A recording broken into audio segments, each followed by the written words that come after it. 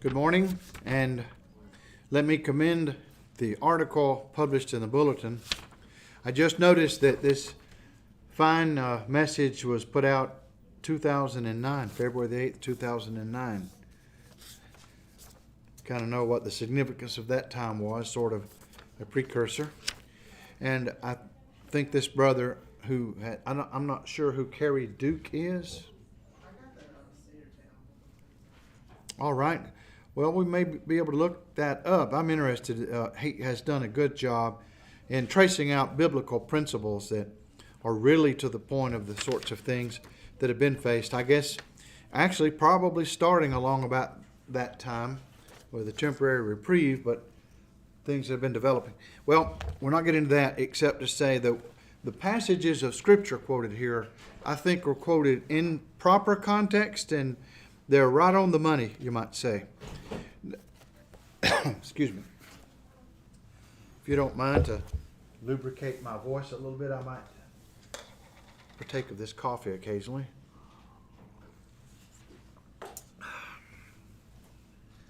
Turn to page 26, please, in our workbook, our textbook that we're using for the moment.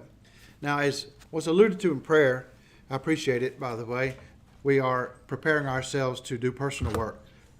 What we had been looking at a few weeks ago in my father's book was the chapter that concerns first principles, like, the plan of salvation. And it also involves a chapter which we hope to get, or an article we hope to get to about the question of once saved, always saved. I still believe that's a very, very important issue. It's major. All heresies need to be addressed, and they need to be corrected. But one in particular like this, as we will see when we get into that, is so far beyond the pale that it has such deleterious effects on the whole body of Christ in the broadest sense of that term. The broadest sense.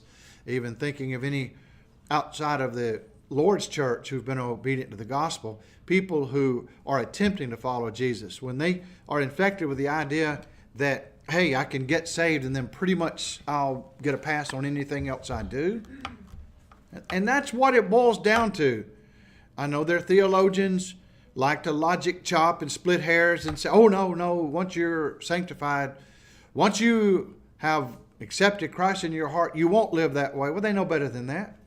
They know better than that. They know that being obedient, or however they or believing in Christ, let's just put it that way to use their terminology, will not lead a person to be sinlessly perfect. They know there are still sins in the lives of their congregants. I don't think any of them, or few of them, only few would be so arrogant as to say we're sinless. So that means that the implications we will see is that you can pretty much get away with a lot of things once you become a Christian, quote unquote, that you couldn't get away with prior to that. That is a kind of antinomianism, as was prevalent in the 2nd and 3rd centuries, a heresy known as Gnosticism. I don't want to go into that anymore this morning, but that's what we will see there. And that's why I mention it's very important for us to study that, because as you are having Bible discussions with friends and relatives, it's very possible this issue will come up, especially if they are of a fellowship that has long promoted the idea and prided itself in defending the idea. And there's one really large denomination that does do just that. And I think much of the problem we see in Christendom today comes from the weakness, the shallowness that's left. It's almost an empty shell of Christianity when that infectious heresy has spread through the body. Anyway, I wanted us today to continue with what I started looking at last week. I wanted us, just because of the times in which we live, to skip to the chapter 2 on moral issues and societal ills. And I think we pretty well covered my father's article that he had penned back in November, when he dealt with the devastating virus that has come our way and asked, basically, is this a wake-up call? Is God getting our attention? I think maybe last week as we were about to dismiss, we looked at the bottom, just briefly at the bottom of page 25 in the book, the paragraph that has to do, the question is raised again, will America survive the title? And he points out 10 righteous souls would have guaranteed the survival of Sodom. We know that story in Genesis 18, that had that few been found, or that many, however you want to characterize it, the city would have been saved. But that even that number could not be found. And then I think I briefly rushedly said this last week. Isaiah feared for the survival of his nation. It was in the year that King Uzziah died, a tumultuous period in Judah's history. Now, Isaiah was a prophet in the southern kingdom of Judah. And that year, when he was very much in anxiety and worries about the situation, he saw the Lord sitting upon a throne, high and lifted up. That's Isaiah chapter 6, verses 1 to 8. Isaiah chapter 6. And we've talked about that several times in the last few months. It is a really pivotal passage in the Old Testament and all the Bible. It stands as an apex in a way. It's just beautiful, beautiful. And I think we did talk about this a little bit last week, so I'll not repeat anymore. But I wanted to look now at the article entitled God Himself on page 26. It was first published in a publication out of Walker County, Alabama. I believe that's where it was, over near Jasper.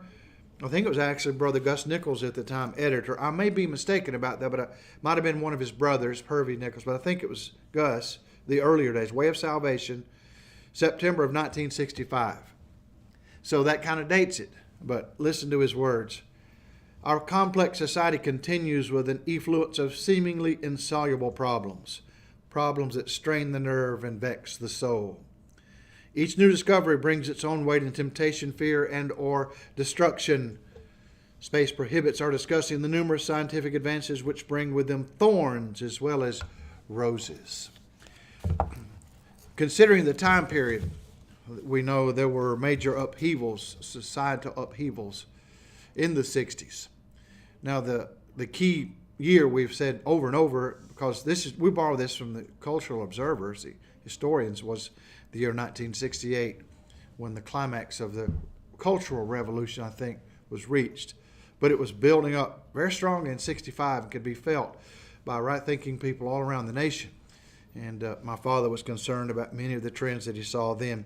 Now notice what he talks about, the temptation, fear, and destruction that happens.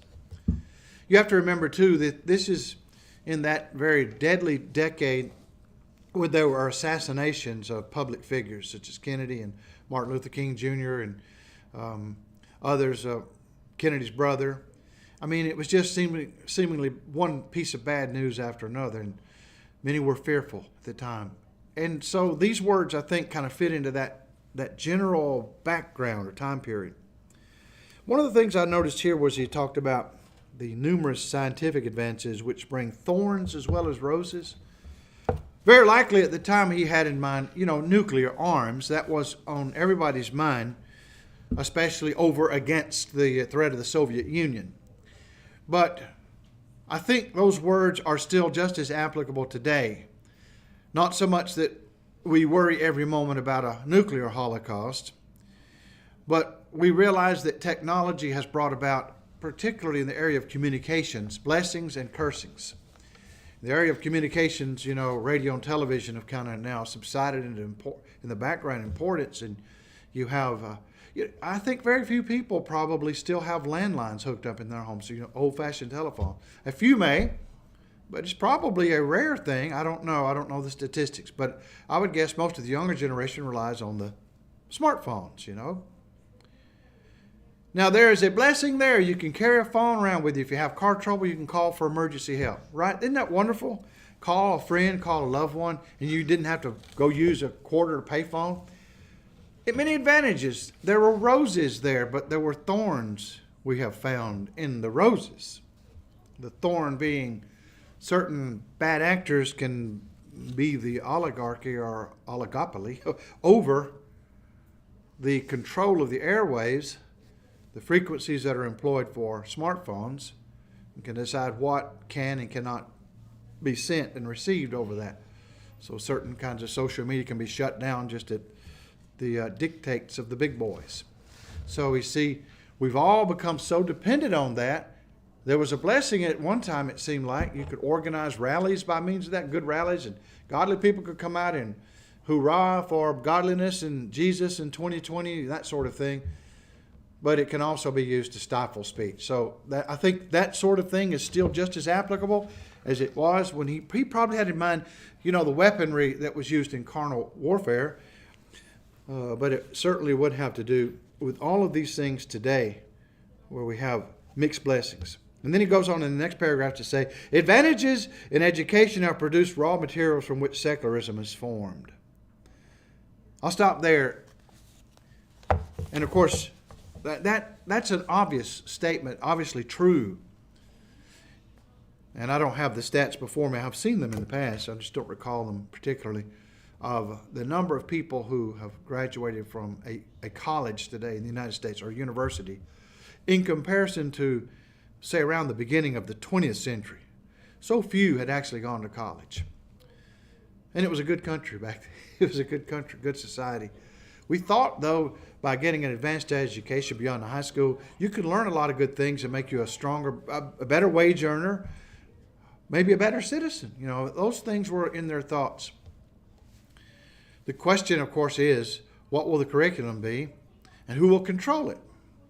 And if you're careless and you're not extremely vigilant as, say, an administrator of a college, and you're not also courageous, extremely courageous as an administrator, and willing to take a stand, I mean really, really, really willing to take a stand, the vermin will find its way in, intellectually speaking. They will find their way. It will seep in to contaminate and destroy. That has happened, especially with the popularity of Darwinism and all such theories, synthetic theory, neo-Darwinism, however you want to put it, any evolutionary theory that has been taught in the schools and all the implications that come from the teaching of Darwinism. Because in effect it rules out God. And by allowing that to happen, there are advantages in education, but look at the secularism, he says. They produce the raw materials in their classes from which secularism is formed. So you could say much of what's happened in our country, well, it was raised in the nursery of our universities. And that has been probably our biggest oversight as godly people, to allow that to happen without putting up more resistance than maybe we did. It just occurred to me that I've thought this thought in the past few weeks, that all it takes is a little bit of contamination to make the entire batch bad. The old the old analogy about The leaven. putting something inedible into a cookie, Oh, yeah. batch of cookies, and it just destroys the entire batch. Nobody wants it, or it contaminates the entire thing. And it just makes me wonder, no matter how good we try to be, like you say, there's going to be that contamination that seeps in. Even good people sometimes have bad thoughts, and it kind of makes you think that maybe it's a very daunting task to keep any kind of system pure in the long run. But that having been said, what's the antithesis to that? What's the analog to that? And that would be what Jesus said a couple of different ways. He said a little leaveneth the whole lump, and you're the salt. If the salt loses its savor, where would it be salted again? So, I guess the point maybe would be that it works both ways. That we may feel like we're not able to make much of a difference, but they certainly can. One person on the other side can make a difference in polluting the entire thing, but we can help fight against that by contributing what meager amount we can. Hopefully, it spreads throughout the lump. Well, those are encouraging words, Chris. I appreciate that. Very true. But what do you think? Which is stronger? Which is stronger in the ultimate sense? That's easy. Which is stronger in the immediate sense? I guess it just depends on our point of view, how we interpret the events that take place. In the ultimate sense, God's stronger. Truth is stronger. It will always win out. Righteousness will always prevail. Jesus is King of Kings. He is Lord of Lords, and that will someday be seen. Every knee will bow to Him, and every tongue will confess to Christ. Every one of them. The president of China, every mullah in Arab countries, they will all confess that Jesus has been their Lord, and they just didn't realize it. That's all true. In the short term, well, there are times that when God allows adversity and allows even persecution of His saints. But it is true, as you've said, that little leaven leaveneth the whole lump, and we could turn that around and see it positively to say in fact, this is the very point that was made about Sodom. If 10 righteous souls could have been found in Sodom, the whole city would have been spared. Despite all of its wickedness, and despite the fact that the vast majority of the Sodomites were Sodomites. They were Sodomites. So, but just 10 righteous souls would have preserved it. But we've speculated recently, looking at some archaeological, again, speculation. They don't know for sure. But based on the region of Judea where Sodom was evidently located, the Dead Sea area today, and there's very little archaeological, there are very few remains, but what little we know about it from the history of the scriptures and memory or whatever they know in that area that's told by word of mouth, it was not as big as Carrollton or anything, or Bremen. It was probably, well, it might have been the size of Bremen. I'm just guessing. But it was an important city for that area. 10 souls would have been a percentage, and evidently if a society falls below that threshold, the promise of protection is withdrawn. So we have 350 or 335 million or something like that. I can't keep up with who we know are here. Well, if that's the case, then a couple of million is a pretty small number if you could find that many members of the church. Right now it's doubtful that we have even that many, and especially that many that are faithful. So I don't know, but that is a very comforting thought, and I appreciate your saying that about the number, about the fact that we too can be leavened in the right way, and that's why we're still here, and we haven't given up. We're still here. And then he mentions men have become wise above that which is written, wise in their own conceit. These are expressions from Scripture he's quoting. The evolution of materialism and infidelity has formed a society that builds weapons within human capabilities and then plants the seeds of hate and envy, which eventually provoke men to employ these weapons to the hurt of the innocent, to the eternal shame of mankind. Again, in that background, the major enemies that were faced in those days by our country were foreign foes such as the Soviet Union. And we were blindsided by China. We thought it was sort of a backwater Maoist dictatorship that would eventually go away. We were very, very naive about China.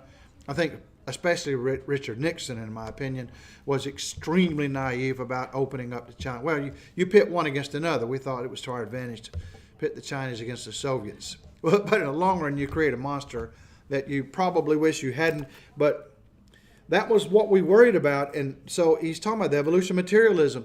The epitome of materialism. If you look at materialism is used in two ways, and there are similarities between the both senses. We often, as preachers, will talk about materialism as greed, the acquisition of stuff. That's why I live. I'm materialistic. Well, that's true.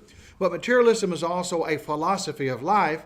And what does it say is at the heart of all reality? It's easy. That's easy. What is the heart of all reality according to materialism?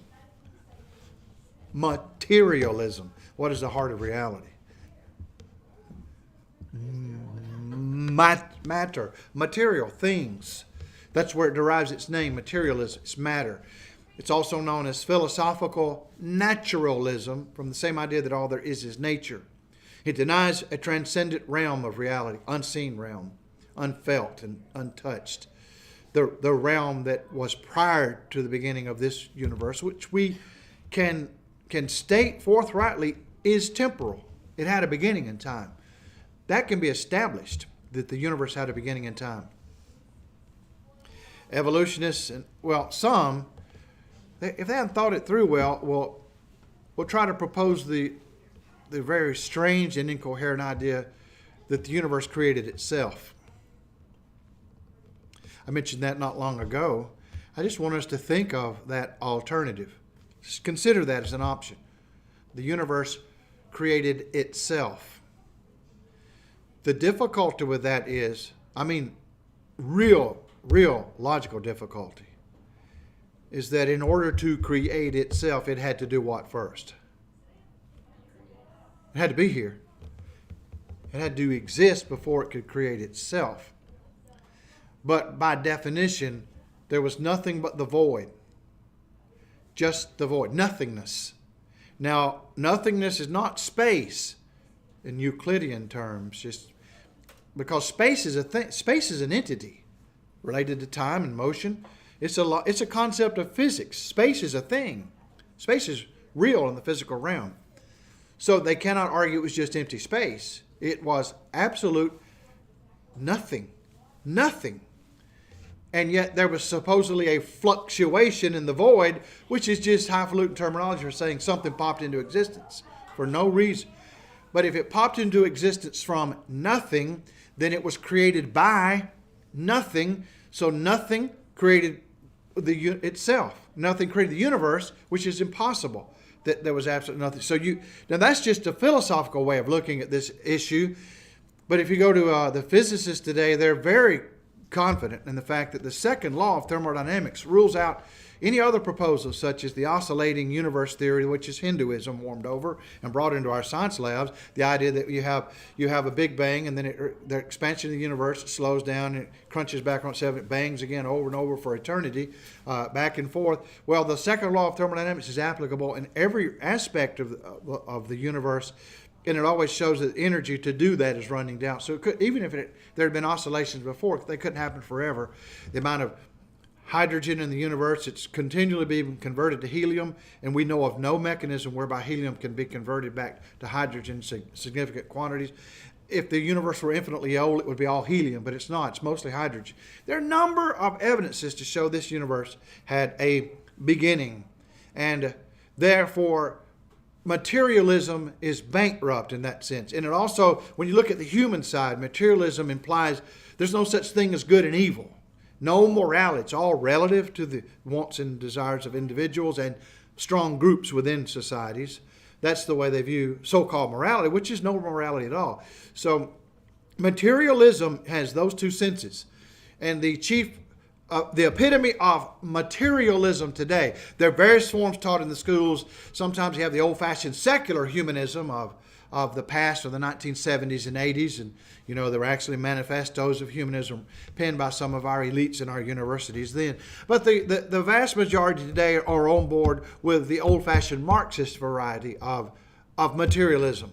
Now, Karl Marx had asserted there is no God, and all there is matter. Of course, he added to that, he kind of put a little Hegelian twist from some of the philosophies of George Hegel, a German philosopher, very abstruse and strange philosopher, really strange ideas, really hard to grasp.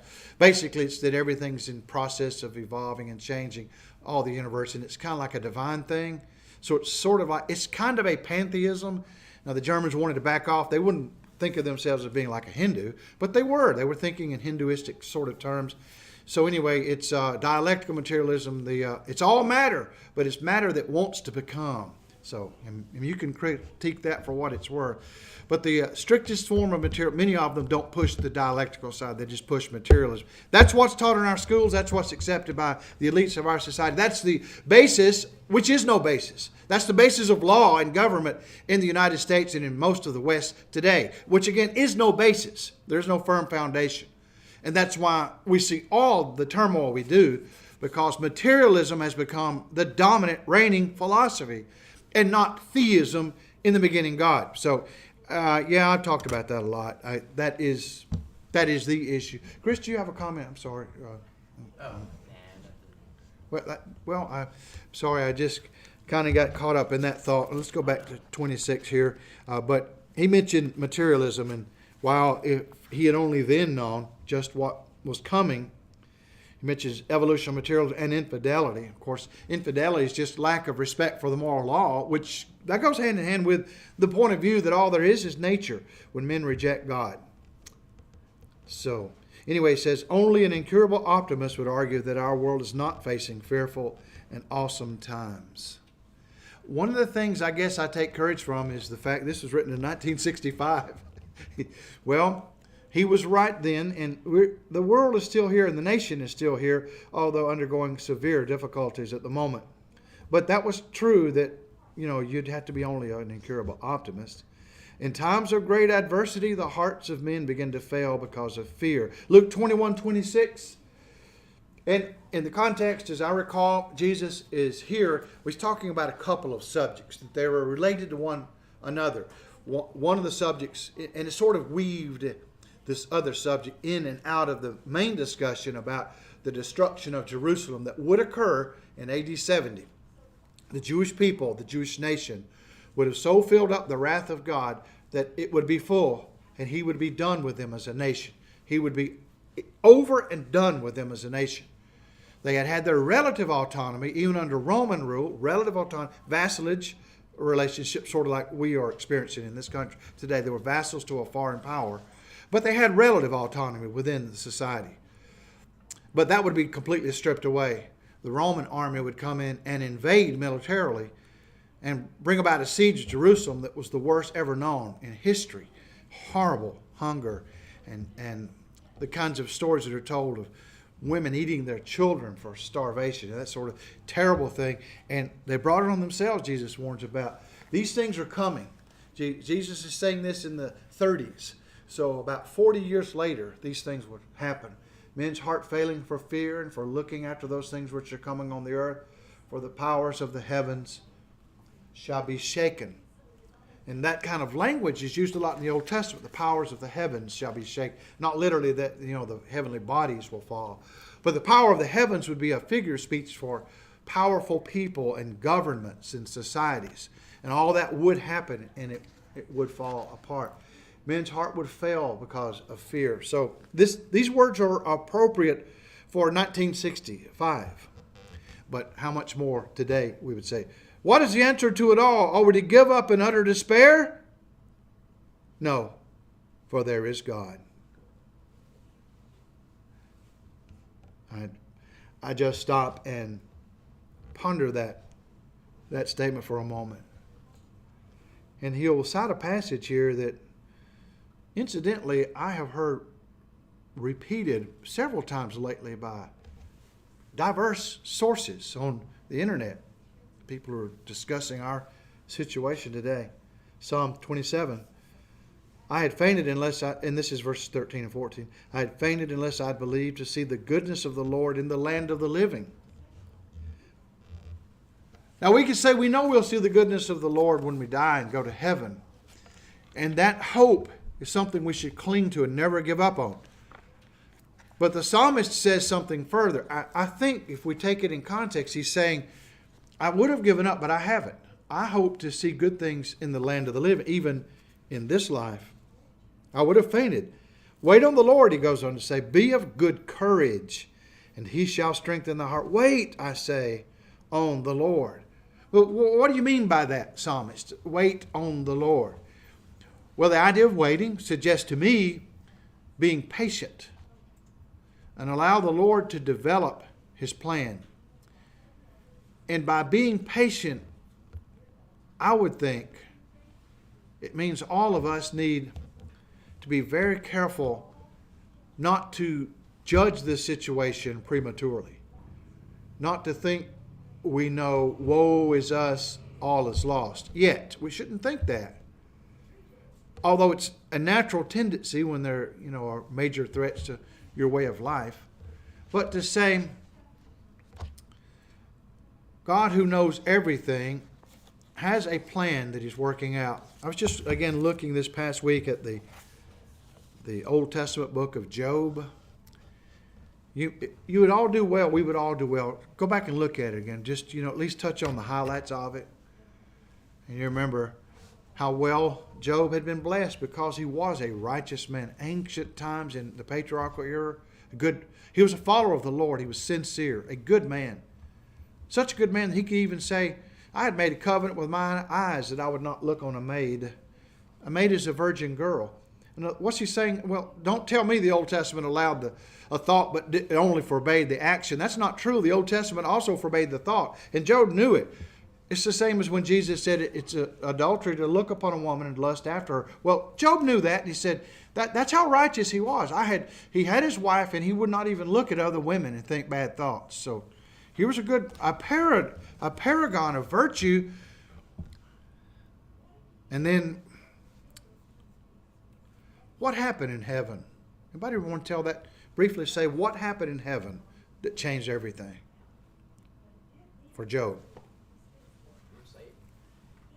Well, Where did he go? What did he go to in heaven? What did he take advantage of?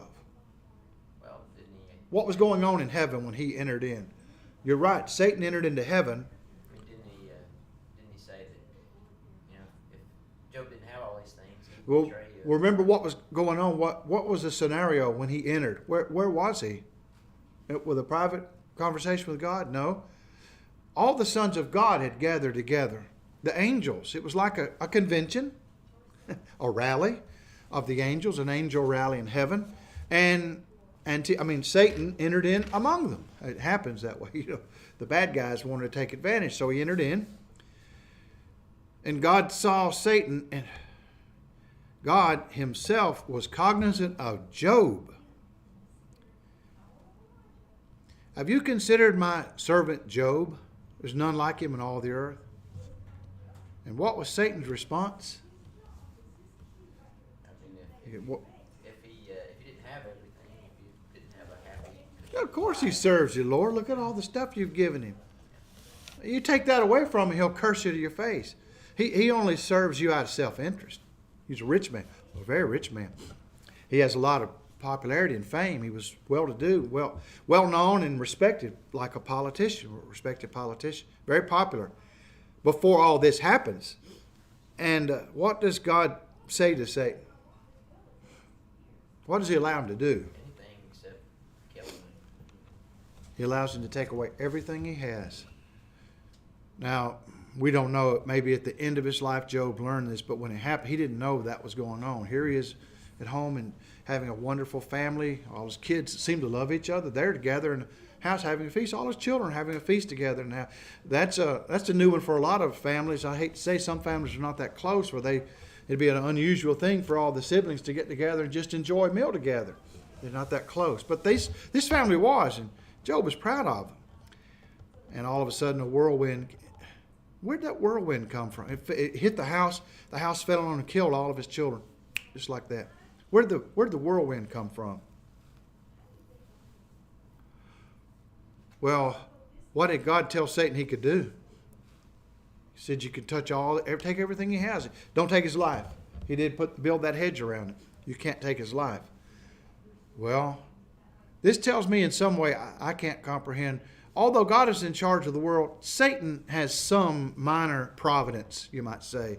I hate to use that term, but he has some control over some aspects of the physical realm.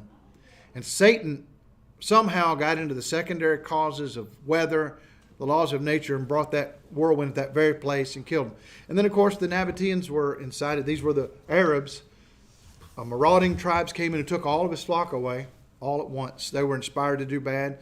They were tempted and they saw an opportunity. So he lost everything at once. And what did Job say? What was his response when he learned all this? Remember the famous expression? God gives, God takes away. Blessed be the name of the Lord.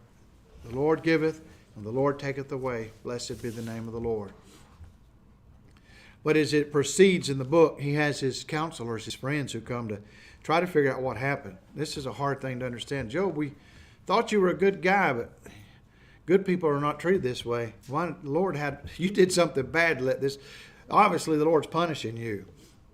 That was a logical deduction based on their premise that all evil comes about because of punishment. That was a logical deduction. That's what they asked Jesus about the blind man. Yeah. Who sinned? Was it him or his parents? Good point.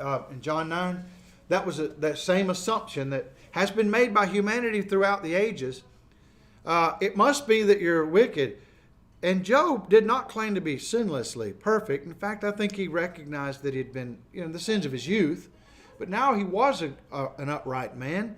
And he kept saying, he's racking his brains. I can find nothing in my life that should correspond to this kind of response from heaven.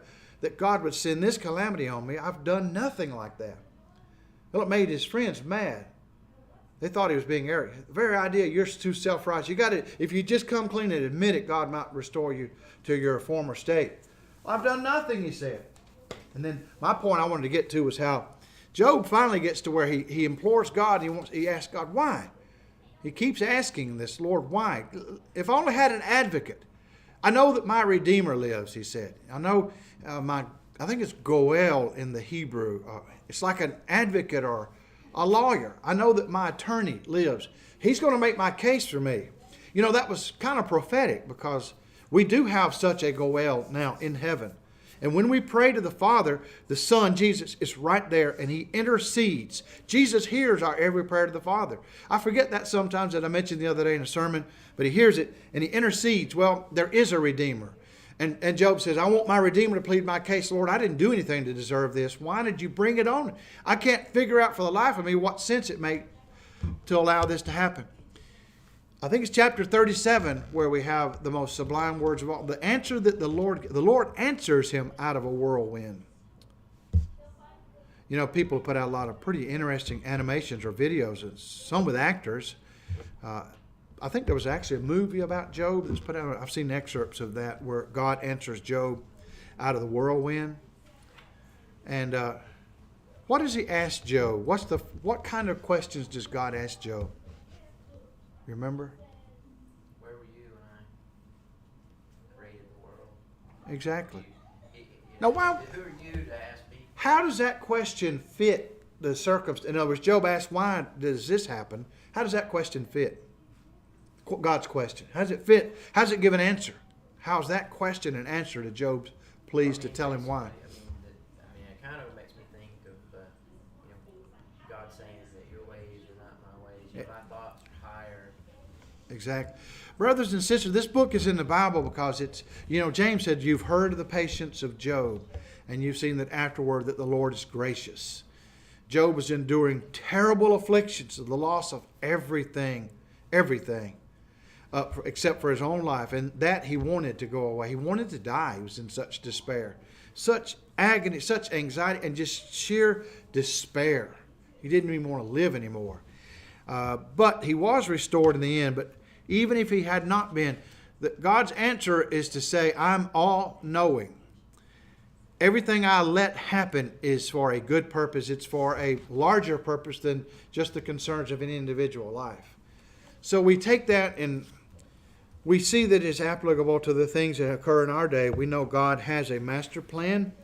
We don't know what it is yet. We can't just sit back and say, well, it must be this, or maybe has in mind that. We have to be careful about speculation. All we could do is go back to the prophecies of the Old Testament and see where God did reveal miraculously to some of the prophets why He let bad things happen to Israel and then to Judah, why those things occurred, why they eventually happened to the Jewish nation again in AD 70 to obliterate them as a nation altogether. We have some of that evidence, and it might be applicable to our situation, but we don't know finally. Yeah.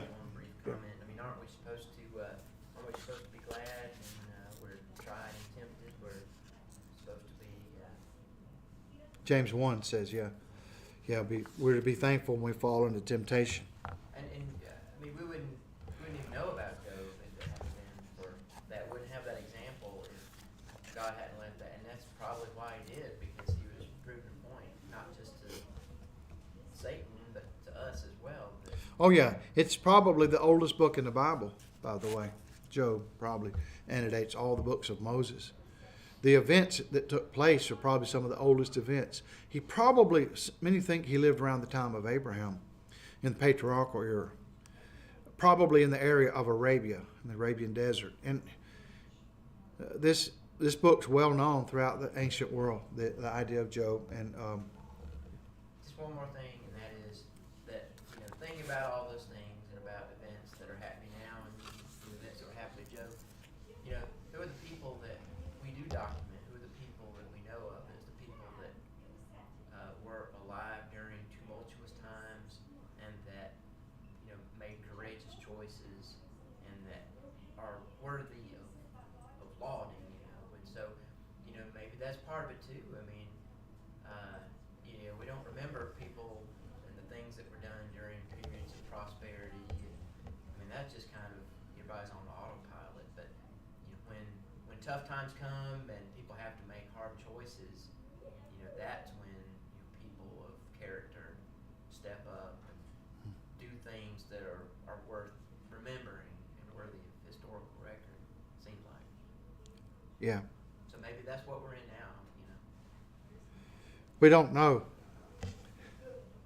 And any speculation like that is worth any other. I mean, and it could be right. We don't know. Could be all of the above. And we just don't know. But we do know this. He says, Romans 8:28, one of my favorite scripture texts. He says, the bottom of the page, and we know that all things work together for good to them that love God, to them who are the called according to his purpose. When men learn that the way of man is not in himself, Jeremiah 10:23, that the way that seems right unto man ends in death, Proverbs 14:12, then they will come to commit their cause unto the Lord. Look, Job 5:8. Here in the book of Job, it is taught to commit your cause unto the Lord. I think, if I'm not badly mistaken, that's the very issue I mentioned a moment ago. We have a beef with the God, as it were. We have a cause. We have a question, why? Why, Lord? And we are to commit our cause, knowing that the Lord is a just God. Is it Genesis 18:25, the Lord of all the judge of all the earth will do right? I'm not sure, I think. It is there. Yeah, the judge of all the earth shall do right. He will. And he says, commit their cause unto the Lord, their only hope. 1 Timothy 1 and verse 1. What is hope? Some think it wishful thinking. That's not the correct view of hope. Wishful thinking is not the right explanation. In the Bible, hope carries with it two main ideas, and they cannot be separated. Hope carries with it desire, our desire that something happen, and expectation that it will happen. It is not desire alone. We desire many things. We desire the salvation of the whole world, everybody alive today, to go to heaven. But we don't expect that based on what the Bible teaches. We do desire it. We don't expect it. Thus, we don't hope that that will happen. We expect the wicked to be lost. We expect the horrible things in our world wickedness being committed to have terrible repercussions. We expect that, but we don't desire it. But what we desire and expect, and we expect it based on our faith, and our faith is not blind. Our faith squarely rests upon the evidences God has given us, not that of sight. 2 Corinthians 5:7, we don't walk by sight, but by faith. The evidences are sure, they're strong. What we are on the inside, our own conscience testifies to the moral law. And only God could be the explanation for that. Only God can explain the moral law. No matter how men try to stifle it, even the communists, they cannot get away from it. It's there and it surfaces. Well, we have this idea that this world, of course, had to come from a transcendent reality. We see that God's left himself not without witness. There are evidences. So the evidences lead to faith, which is trust based on adequate testimony, the testimony of Scripture. We have good reasons to accept the testimony of these Scriptures. These books of the Bible are the inspired words of God and not any other. By the way, let's go back. Let me put in an old-fashioned plug again for paper and ink. Paper and ink. There's something to be said for it. You can shut down every media platform in the name of content moderation, censorship, stifling freedom of speech. You can do that, and that could happen. It's happening. Seems like it's happening. But here it is still in our hands. Now they can come and burn it, right? They can take it away from us, burn them. But they can't get them all. They've tried it. It's happened all through the centuries, but enough get tucked away, hidden away, to where more copies can be made, and there it just keeps on. So something to be said. The Holy Spirit chose to use paper and ink, not digital. Transcend things that are here today, and then when the power's off, they're gone. He uses paper and ink. So I'm going to put in a plug and say, it wouldn't be bad for us all, and I'm the world's worst about being negligent here, but to bring our Bibles to church, our hard copies, have our Bibles, and when the lights go out and everything else goes out, we can still read these by the sunlight or candlelight, can't we? Something to be said. The light of truth will never be stifled in that way. God's way is wise. So let me put in a plug for paper and ink for the old-fashioned Bible, if I may. Of great comfort to God's people is the realization that his eyes are over the righteous and his ears are open to their prayers. 1 Peter 3 and verse 12. What a comforting passage. And it's beautiful. I think he's quoting from the Psalms, and he's showing that God does hear us. God does listen. God does answer Of course, we have to wait on the Lord. As the other psalm said, we wait on the Lord and we wait patiently, knowing that He has a different timetable from ours. But we hope that God will, in the end, right all wrongs. We desire it and we expect it. We just don't know when. But even in this life, things will be made better, even for posterity. When there are good times and bad times, there can be good times once again, especially if there's national repentance. Jesus, the revelation of God in the flesh, taught that men ought always to pray and not to faint. Luke 18 and verse 1. Wow, isn't that appropriate? That passage just really strikes me at this moment. It's like Jesus could see us and He's telling us, little flock at Buchanan, pray all the time and don't faint. What does it mean to faint? Well, not fall out unconscious, but it means to give up. It means to just throw up your hands in despair and say, what's the use? Don't do that, He says. Don't do that. During a parade, a Roman boy ran out of the crowd and jumped into the carriage of the emperor. A guard tried to stop him, saying, don't you know that this is the Roman emperor? The boy replied, yes, but he's also my father. So we could say, and this is a beautiful thought as he mentions here, is that God in heaven is our Father. The all-wise God and Creator and the sustainer of this world is also our Father. Yes, the answer to the ills of a strife-torn, sin-cursed world is God Himself. That was the title of this article. Do you have God in your life? Do you claim the peace of the soul that passeth all understanding? Surely in times like these, men need God. Again, I just find it so interesting that in 1965, he wrote those words, and it sounds like he wrote them for our time today. But God's eternal truth is applicable to every generation. Every generation had its own unique problems. Could you imagine if you lived in the South in 1865 and your hopes were dashed to pieces when you learned that you're a great hero, you're a great man in whom you put all of your trust, who was going to save us politically, as many. And I'm not saying whether you don't have to argue if they're right or wrong. That's irrelevant. What was in their hearts, the majority of their heart. He had to surrender at Appomattox Courthouse because he was outnumbered and just felt like the cause could no longer be pursued. And you just thought, well, it could be just a little bit more, a little bit more. Can you imagine the despair that came over this, and then knowing you're going to be occupied by federal troops for the next 15 years, humiliated, lose your right to vote because you had participated in so-called treason against the Union. Very few were forgiven. One of my daughter's relatives, well, by marriage, way up the line, General Joe Wheeler of Alabama, was forgiven. Fighting General Joe, the cavalry officer. Oh, he aggravated Sherman all the way down to Savannah, all the way from Atlanta to Savannah. He hit his flank and tore up everything and messed up all the food they were stealing from the farmers. He burned those. He did whatever it took to slow him down. It didn't work. And General Wheeler, now he's kin to the Wheelers over here. He's kin to Brian. He's his great uncle. And so they came out. He was forgiven. He was allowed to enter the U.S. Congress. But I'm not thinking about that. Most did not get forgiveness. Some were hanged as traitors to the cause. Can you imagine the despair in this region, being occupied by federal troops, losing all your dignity, all your hopes at independence and having a just government? They just wanted to restore the Union to what they thought it was supposed to be constitutionally. There was this little matter of slavery that did get in there, really complicated things. And it was used to a great advantage eventually by the North. Well, I'm just saying, look at World War II. If you were, now in the United States, you were pretty sheltered, I guess, even though there were people who lost their lives, boys that never came home.